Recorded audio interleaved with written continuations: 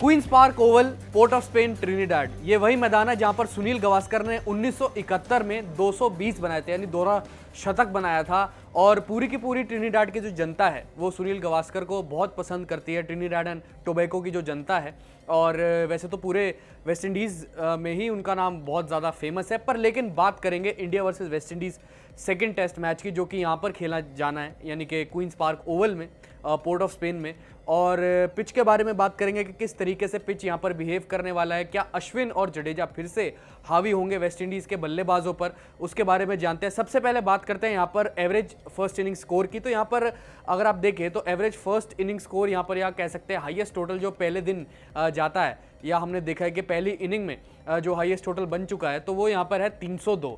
और जैसे जैसे मुकाबला आगे बढ़ता है, या मान लीजिए हाईएस्ट यहाँ पर 302 है, और अगर आप यहाँ पर लोएस्ट का एवरेज देखें, यहाँ पे लोएस्ट इनिंग्स टोटल देखें अगर आप एक औसत के हिसाब से, तो यहाँ पे 168 है। तो आप पिच की कंडीशन समझ गए होंगे कि 302 से 168, यानी कि 302 मतलब कि यहाँ पर गेंद शुरुआत में बल्ले पर अच्छे से आता है। ज़रूर जैसे जैसे मुकाबला आगे बढ़ता है, जैसे जैसे दिन बीतते हैं, वैसे वैसे यहाँ पर बल्लेबाजी करनी थोड़ी मुश्किल हो जाती है। शायद यही वजह है टीमें यहाँ पर टॉस जीतकर बल्लेबाजी चुनती है, क्योंकि फोर्थ इनिंग में फिर उनकी गेंदबाजी आती है और जो ओपोजिशन टीम है वो फिर बल्लेबाजी करती है। तो यहाँ पर उनके लिए दिक्कतें हो जाती हैं जो लास्ट इनिंग्स में यानी फोर्थ इनिंग्स में यहाँ पर जो है बल्लेबाजी करती हैं। शुरुआत से बात करें अगर, तो यहाँ पर शुरुआत में पेसर्स को काफ़ी हेल्प मिलती है, असिस्टेंस मिलता है। और यहाँ पर जो है थोड़ी बहुत अगर घास छोड़े तो बिल्कुल यहाँ पर बाउंस और जो है असिस्टेंस मिलेगी पेसर्स को। लेकिन जैसे जैसे दिन बीतते हैं, जैसे जैसे दिन आगे बढ़ते रहते हैं, टेस्ट मैच आगे बढ़ता रहता है, दूसरा तीसरा चौथा दिन, तो स्पिनर्स यहाँ पर फिर रोल में आते हैं।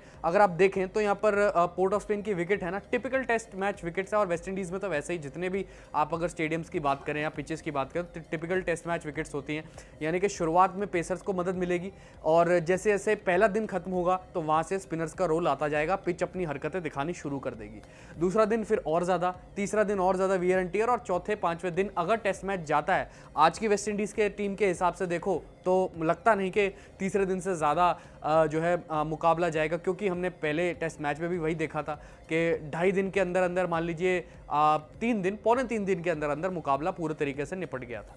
तो खैर अब बात करेंगे दूसरे टेस्ट मैच की। तो यहाँ पर पिच का वही हाल है कि मुझे लगता है कि रविचंद्रन अश्विन और जडेजा खूब यहाँ पर मज़े उठाएंगे और खूब उनको यहाँ पर हेल्प मिलेगी दूसरे तीसरे चौथे दिन। और अगर चौथे दिन और पांचवें दिन मुकाबला जाता है तो वैसे तो शुरुआत में पेसर्स के लिए असिस्टेंस है, उसके अलावा अगर आप देखें तो यहाँ पर बाउंस भी काफ़ी अच्छा मिलेगा, क्योंकि अगर आप देखें ना थोड़ी थोड़ी यहाँ पर जो है मिट्टी है, जो पिच की सतह रहती है वो थोड़ी बहुत यहाँ पर हार्ड रहती है शुरुआत में, और थ्रू आउट दी मैच जब 5 दिन तक जब चलेगा तो हार्ड रहेगी। और थोड़ा बहुत यहाँ पर अगर आप कंडीशंस की बात करें या पिच कंडीशंस की, तो थोड़ी बहुत लाल भी छोड़ देते हैं, और वहाँ पर नेचुरल नेचर ही ऐसा है विकेट्स का।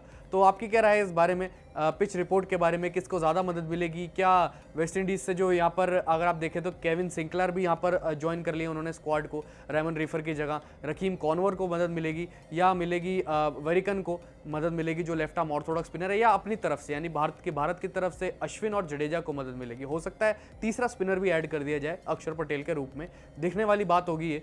और फिलहाल अभी के लिए इस वीडियो में इतना ही।